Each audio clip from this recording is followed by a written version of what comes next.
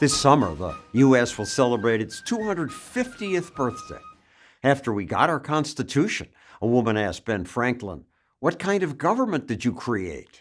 He replied, "We have our republic. We must endeavor to keep it, if we can." If we can. It's rare when a new form of government lasts a dozen years, let alone 250.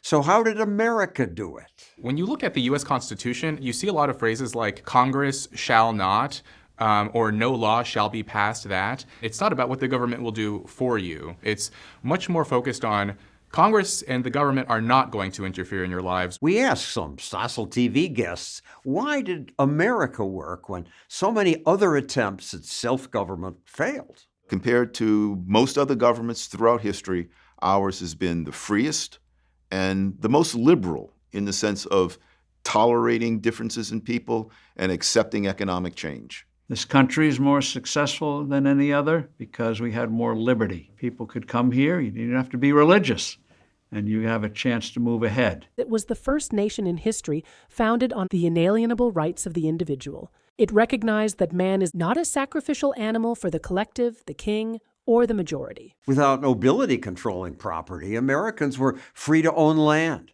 start a business on it, and keep the profits. America was more devoted to property rights than any other country historically, and that is why America is more free today. That freedom helped make America prosperous, as did the kind of people who came here. These are a different breed of settler. By necessity, Americans were very independent and self-reliant. We went out into the untamed wilderness and established towns and cities that really didn't have to lean on a central government in order to function properly. We're all immigrants who were fleeing from something, dictatorship, fleeing from tyranny, fleeing from socialism. And the consequence of that is that the descendants of those people are those that were not only willing to take more risks, but also willing to defend their liberties. Liberties were key. The founders didn't want a government that took care of people. They wanted government to leave us alone. We're a people of an idea, liberty. We decided that the government should be limited as part of that liberty. We didn't forget that bit. 3 branches of government that are designed specifically to check each other. And why is that, according to Jefferson and Hamilton? Because so many mistakes are made by leaders. And that is what has given our republic great strength. All that is great, but now I worry that we're messing that up because of the natural instinct to say, problem? There ought to be a law.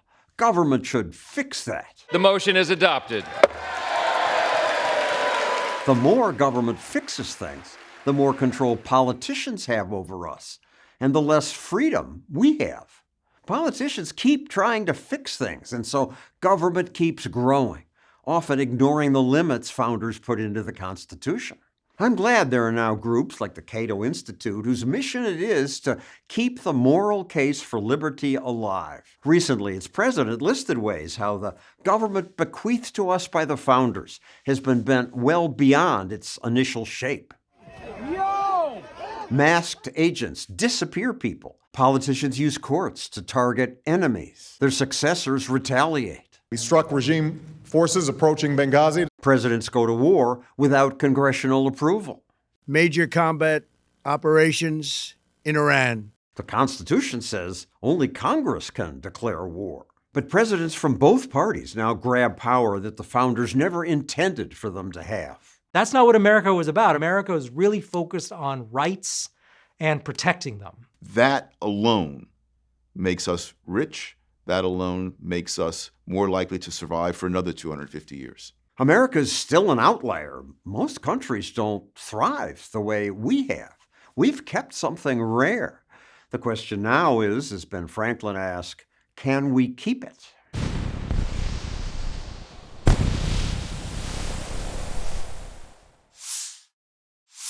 Here on Stossel TV, we try to hold politicians accountable when they violate the principles laid out in our Constitution. To help us keep doing that, click that button.